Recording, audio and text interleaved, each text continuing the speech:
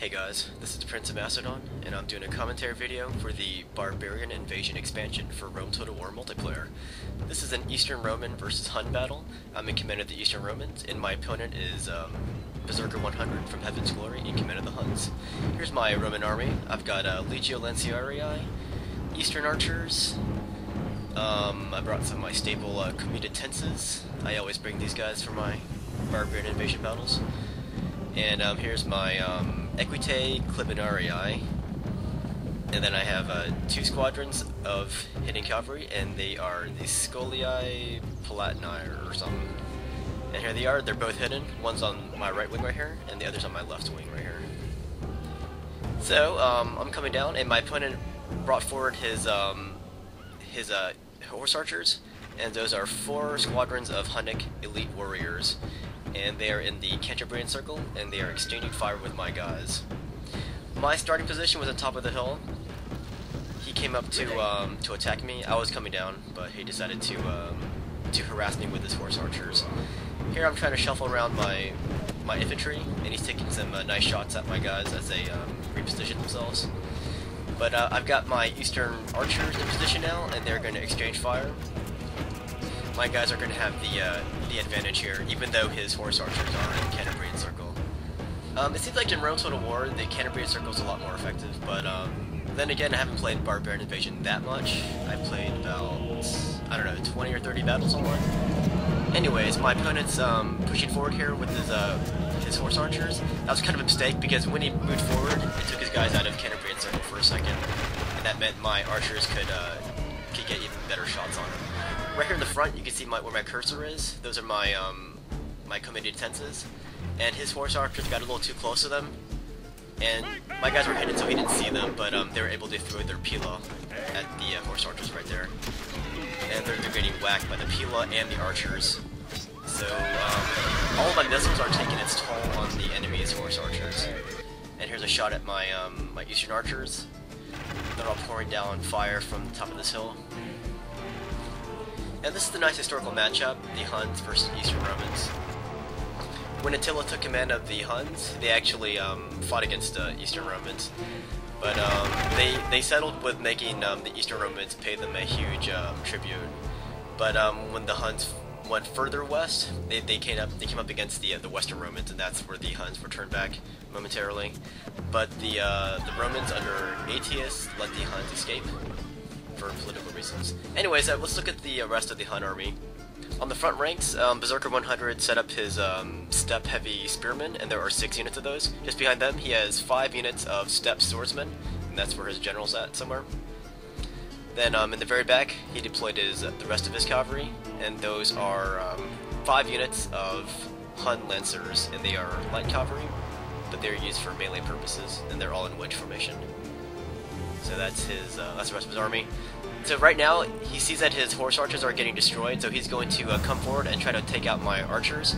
But what he doesn't see are my Scholii Palatini hidden in the forest right there. So he runs right smack into them.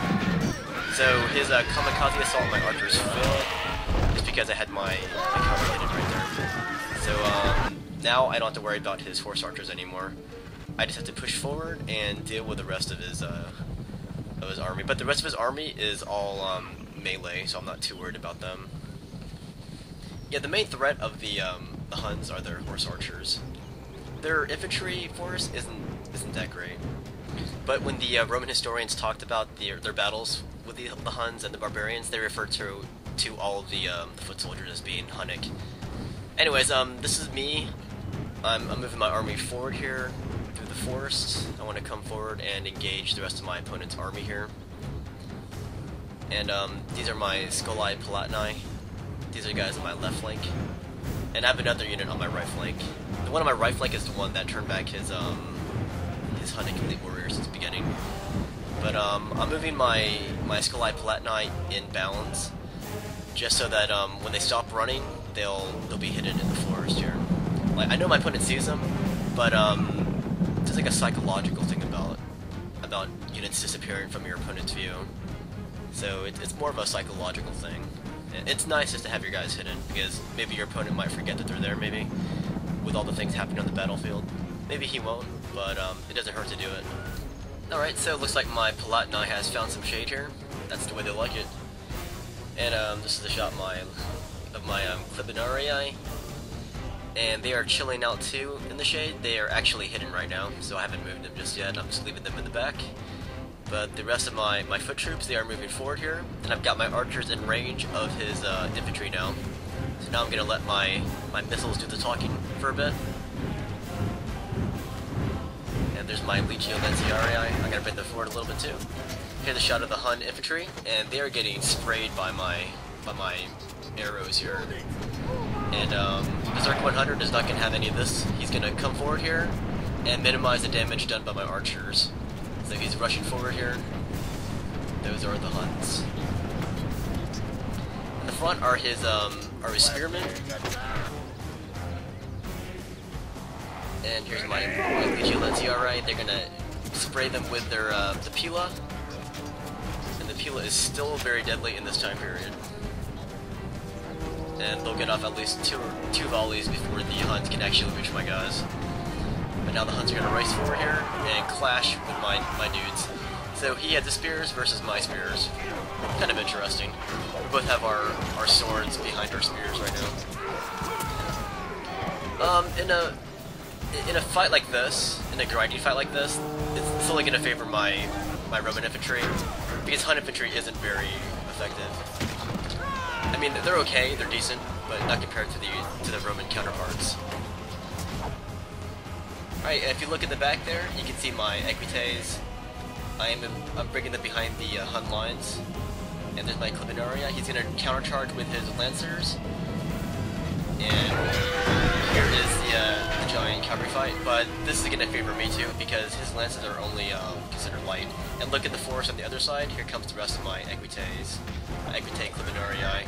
I'm going to bash him in from all sides here.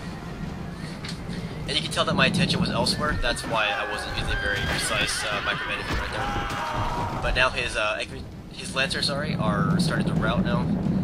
And I really didn't expect it to last that long against my super heavy cavalry. And there goes my cavalry running away. At that point, I decided to stop chasing them. Like, if they rally back, that's fine. But by the time they rally back, his guys are going to be history. So I'm crashing into the rear of his infantry, and this is his secondary line here. So he's rushing his swordsmen. It should have been his spearmen facing my cavalry, but because his spearmen are facing against my spearmen, then his swordsmen are on their own facing against my Equites. And right here you can see some of my committenses. They have scooted around the Hun infantry, and they are assisting my cavalry in the fight against the swordsmen. At that point, my opponent had been defeated.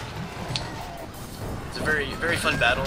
It's very nice playing a Barbarian Invasion every once in a while, and it's very hard to find opponents to play. Anyways, that was a heroic victory for me. I killed 974 of his guys, and I had 1,252 men remaining. Berserker 100 killed 193 of my guys, and he had 506 men remaining. Good game to Berserker 100.